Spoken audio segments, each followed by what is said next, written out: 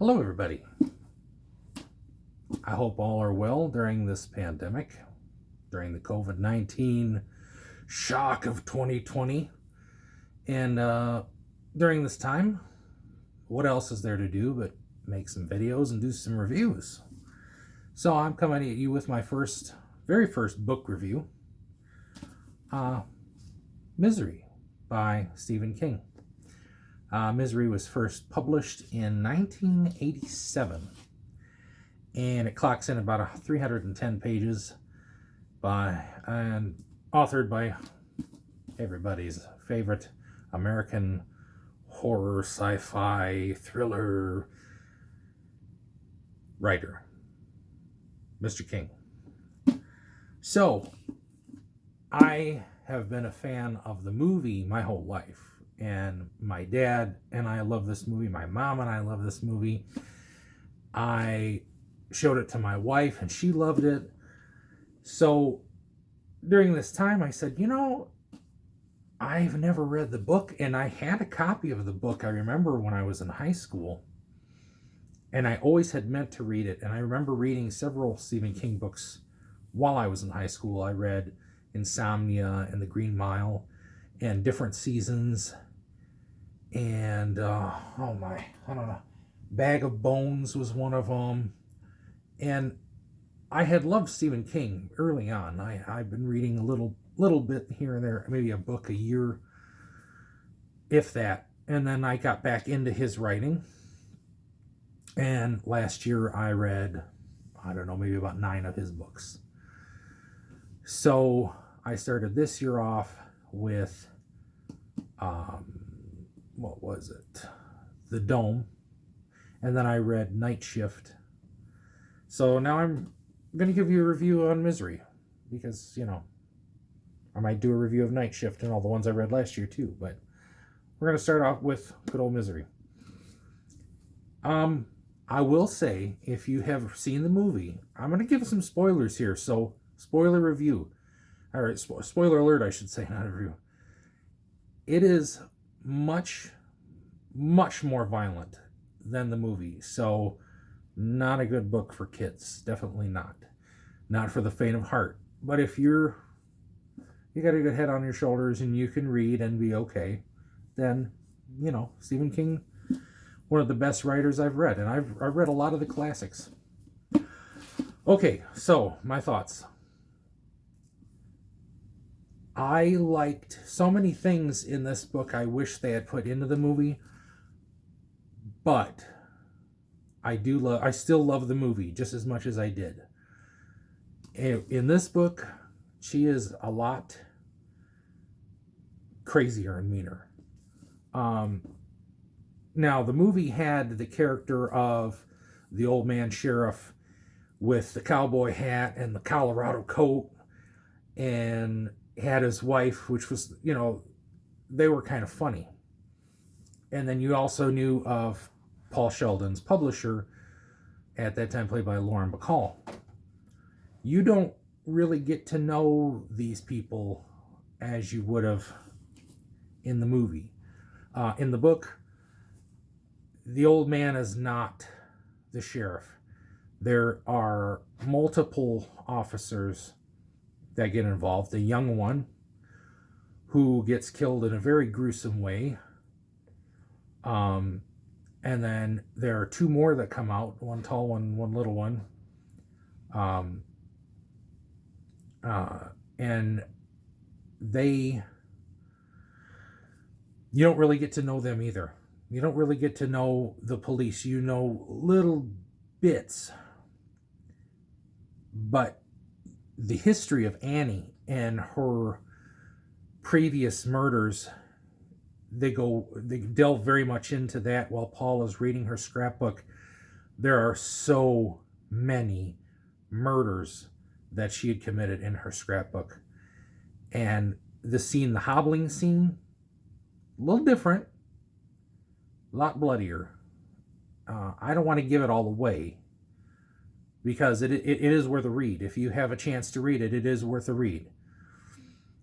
I will say that if you have read the book or you had seen the movie, if you had seen the movie, and you love the movie, read the book.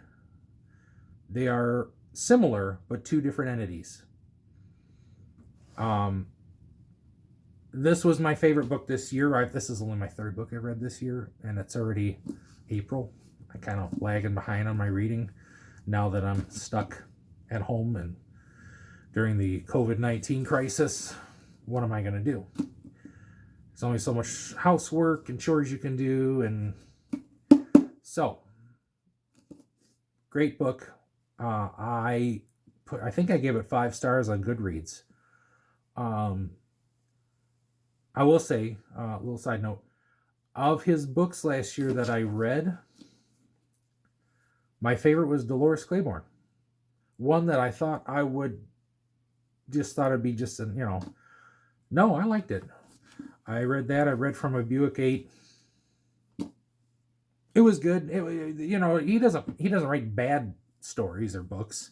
It was different. I think if somebody had told me what to expect during that book, I probably would have enjoyed it more, because my mindset was a novel. And it was more like, these strange things are happening in this car. And I had watched reviews afterwards to tell me that, it could very well be connected to the Dark Tower series. So, I enjoyed it. I mean, it was different. I had read, what else did I read? Revival. Revival was really good. I know I'm supposed to be doing a review on this, but I want to give you guys some books to check out. Revival was very much like, to me, it was kind of like a Frankenstein novel, but not. When I was reading it, I felt like it was like it had parts of The Prestige in it. If you've ever seen The Prestige with the magicians and Tesla, and it felt very much like that. The Dome was awesome. The Dome took me forever to get through. It was daunting when I was scared to read it, because I said, I hope I'm not going to get stuck and not read it. No, I just took my time reading it, so I enjoyed it. I didn't try to think of it as, I got to read more. But The Dome was one of my favorites that he had written. Right now I'm reading the Bachman books. I'm reading the story Rage right now. It's a pretty dark story. So anyways, there'll be more reviews, I hope, as I go on. But yeah, it's not a long book, if you can see. It's, to me, I would call this an average length book. 3 to 350 pages to me is like an average length book. It goes very fast. I'll say it goes really fast. This and Dolores Claiborne are page burners. I had talked to my mom, and I said, hey, which of his books did you think were like fast page burners? And she said Pet Sematary was one of them. I've got that up there too. I've seen both movies. Enjoyed the first one. Didn't care for the remake. So I'm going to read that. Dr. Sleep was amazing. So anyways, that's it, guys. I got this video almost up to 10 minutes. I don't want to keep talking your ear off, but there are a lot more things in this that were not in the movie. Many, many more things, slight differences, but more stuff happening. More parts of his body being cut and mutilated. And I'm sorry to say that, but you can stomach King, you can stomach, I think, just about anything. Except maybe Clive Barker. I can't do Clive Barker anymore. Anyways, you all stay safe during this pandemic. God bless you all. And I hope that we can all be together again, all of our families. God bless.